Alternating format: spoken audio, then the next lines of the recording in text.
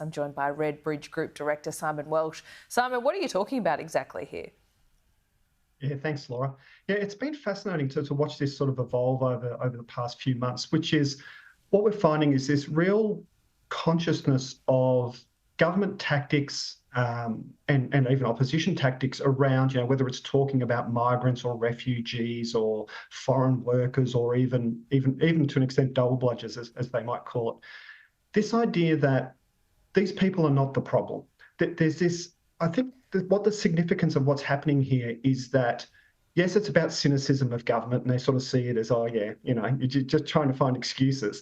But there's this deeper shift happening in the way folk are identifying with sort of players and actors within the political landscape. Yeah. And so the identification of the average sort of middle Australian voter now with, someone who's unemployed, someone who's recently arrived from another country is far stronger than it is with particularly the major political parties. We saw this starting to happen during COVID, and it's just continued and continued because we all have a shared problem. This is the view of the focus groups, is we all have a shared problem, and that problem is bad government policy.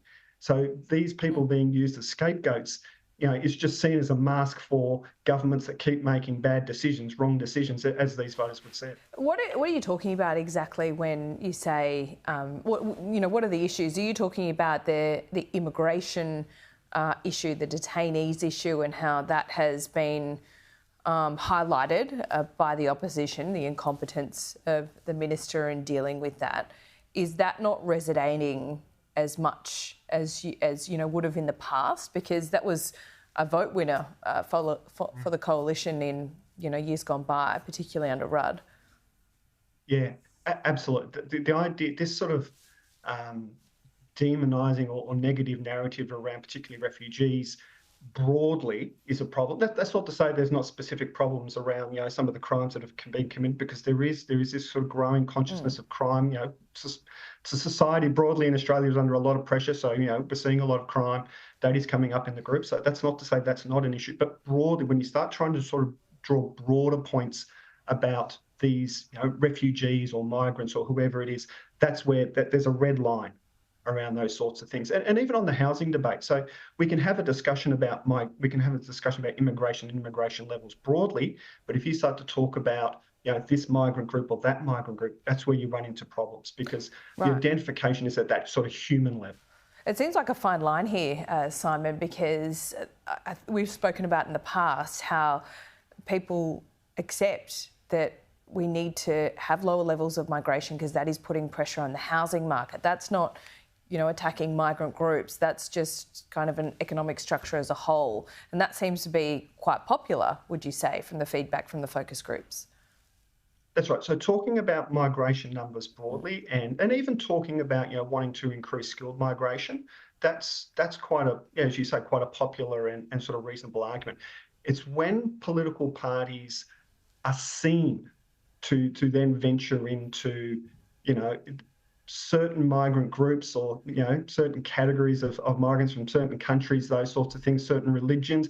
Once you venture into that territory, that's where you really run into trouble. And that's where the groups are pushing back very hard on that kind of narrative. But it's not just about migrants. It's about any vulnerable group in society. There is a far stronger identification with them now, because, as I say, we're all seen to be on the sort of this boot end of government policy that's not addressing the real problems that we're all facing at the moment.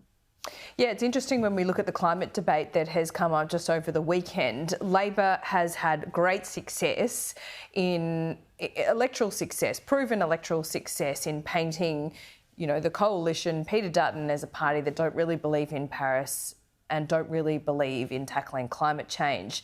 But has all of that changed now? Because I feel like it has.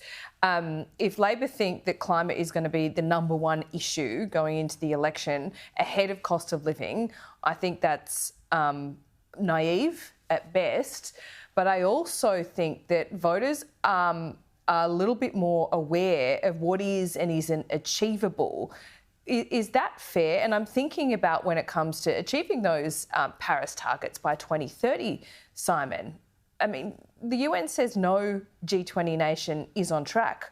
We're in that list. I'll leave the achievement side of it to the Yeah. climate scientist side, but the electoral politics of it is actually really interesting. So Okay.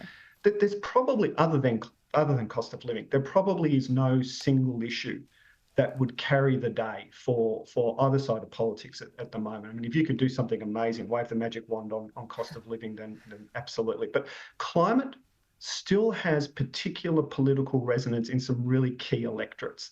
So I'm thinking obviously the teal electorates, and I'm thinking those sort of middle Australia, high educated, formerly once safe-ish Liberal seats that are now held by Labor. So your Bennelongs, those sorts of things, that seats in WA, Swan, Curtin, those sorts of places that have also fallen to the Teals. It still resonates there. So while the Liberals might have this strategy of turning to the outer suburbs, you've still got to remember Labor's sitting on some pretty healthy margins in a lot of the seats that they're talking about in that space. So to get to government, they still need to pick back up some of those teal seats, to pick up some of those seats that they lost last time round.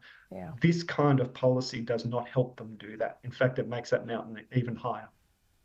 Yeah, really interesting. What about the news poll today that did a bit of word association into strength of leadership? Have you done this kind of research? This news poll essentially showed that Peter Dutton has some new strengths that he hadn't had 3 years ago. These are Anthony Albanese's: likeable, in touch with voters, cares for people, trustworthy. But when it came to Peter Dutton, he's experienced, decisive and strong, gets major issues and has a vision for Australia. Is that broadly in line with what you've seen in these groups? Yeah, that's not far off. It's not far off. But what really matters to voters is what they think you will do with those strengths. Right. So you can be decisive and strong, but if voters think that you're going to make decisions against their interests and be strong in enforcing those decisions against their interests, then you've got a problem. And that's where, going back to that previous conversation about climate, for example, I don't think there'd be any voters sitting in those now Labor-held or Teal-held seats that would have any doubt that Peter Dutton will implement what he said there. But also on Albanese's side, it's nice to be likeable, it's nice to be warm, but what do you actually do with that? And that, of course, has been the big narrative we've been discussing over the last 12 months, that he seems to be a likeable enough bloke, but he's not doing anything.